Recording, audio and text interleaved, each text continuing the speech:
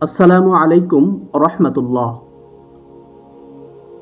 পবিত্র কোরআনের ২৭টি সূরায় সর্বমোট ৭৪ বার ফেরাউনের কথা উল্লেখ করা হয়েছে এবং ক্ষুধাদ্রোহী এই অত্যাচারীর করুণ পরিণতির কথা তুলে ধরা হয়েছে।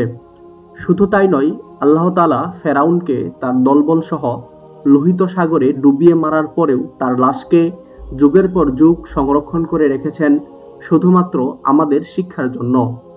পবিত্র কোরআনে তার লাশ সংরক্ষণের কথা বললেও পরবর্তীতে লাশটি কবে, কোথায়, কিভাবে পাওয়া যায় সে সম্পর্কে জানা যায়নি। তাই আজকের ভিডিওটিতে আমরা সেই অজানা সম্পর্কেই জানার চেষ্টা করব ইনশাআল্লাহ। তাহলে চলুন জেনে আসা যাক কোথায়, কবে, কিভাবে পাওয়া যায় তার লাশটি এবং বর্তমানে কোথায় বা সংরক্ষিত আছে তার লাশটি।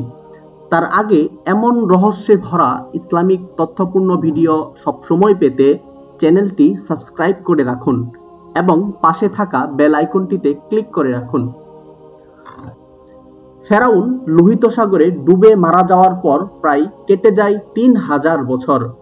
তার মৃত্যুর এত বছর পর ১৯০৭ সালে তার লাশ আবিষ্কৃত হয়। সিনাই উপদ্বীপের পশ্চিম তীরে জাবালে ফেরাউন নামে একটি ছোট পাহাড় আছে। এখানেই তার লাশ সর্বপ্রথম পাওয়া যায় বলে জনশ্রুতি আছে।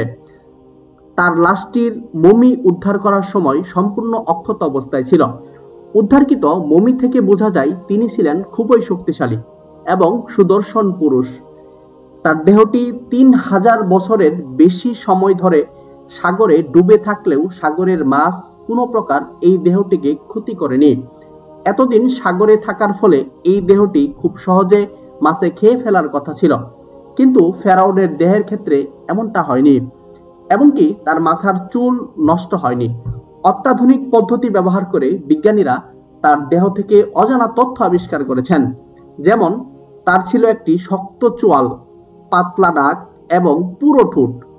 জীবিত অবস্থায় তার প্রকৃত উচ্চতা ছিল ৬ ফুট ১ ইঞ্চি, এমনকি তার শরীরে অর্থাইটিস নামক সমস্যাও ছিল, সেটিও বিজ্ঞানীরা আবিষ্কার করেন। তার শরীরে প্রচুর যুদ্ধের আঘাতের চিহ্ন পাওয়া যায়।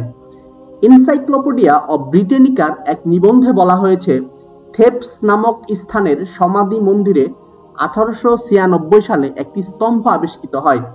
সেখানেও ফেরাউনদের নানান প্রাচীন নিদর্শনও পাওয়া যায়। সুপ্রিয় দর্শকবৃন্দ, এবার জানব কোথায় সংরক্ষিত আছে এই ফেরাউনের লাশটি।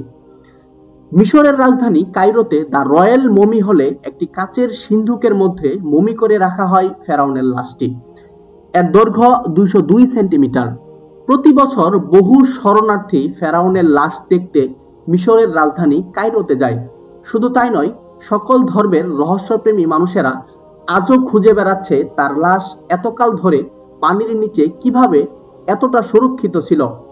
জ্ঞান বিজ্ঞানের এই যুগে যতই তার লাশ নিয়ে গবেষণা হচ্ছে, ততই বেরিয়ে আসছে নানান রহস্যময়ী তথ্য। আর এতে দিন দিন ইসলামের প্রতি আকৃষ্ট হচ্ছে যুগের বড় বড় বিজ্ঞানী ও মনীষীগণ। তাই তো আল্লাহ তাআলা পবিত্র কোরআনের সূরা ইউনুসে তার লাশ সম্পর্কে বলে দিয়েছেন, আমি বনী ইসরাইলকে সাগর পার করিয়ে দিলাম। তখন ফেরাউন ও তার বাহিনী জুলুম ও সীমা লঙ্ঘনের উদ্দেশ্যে তাদের পিছন হাঁটল। পরিশেষে যখন সে ডুবে মরার সম্মুখীন হলো, তখন বলতে লাগলো, আমি স্বীকার করলাম বনী ইসরাইল যেই আল্লাহর প্রতি ঈমান এনেছে তিনি ছাড়া কোনো ইলা নেই এবং আমি তাদের অন্তর্ভুক্ত হলাম। তখন ফেরাউনের উত্তরে বলা হলো, এখন ঈমান আনছো কেন? অথচ এর আগে তো তুমি অবাধ্যতা করেছ এবং তুমি অশান্তি সৃষ্টিকারীদের অন্তর্ভুক্ত ছিলে। সুতরাং আজ আমি তোমার দেহটিকে রক্ষা করব, যাতে তুমি তোমার পরবর্তীকালের মানুষের জন্য নিদর্শন হয়ে থাকো, কেননা আমার নিদর্শন সম্পর্কে বহু লোক গাফেল হয়ে থাকে।